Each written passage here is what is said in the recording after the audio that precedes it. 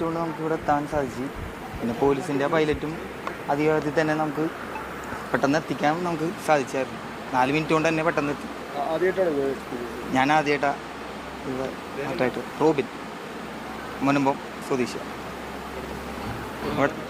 ഞാനിപ്പോൾ 1 വർഷമായിട്ട് ഇവിടെ ഒരു തടസ്സം ഉണ്ടായില്ല, പെട്ടെന്ന് തന്നെ എത്താൻ.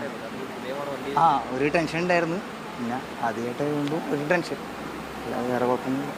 ഒന്നും സംഭവിക്കാതെ നമുക്ക് എത്തിക്കാൻ പറ്റും, അതിൻ്റെ ഒരു സന്തോഷം. ഓക്കെ.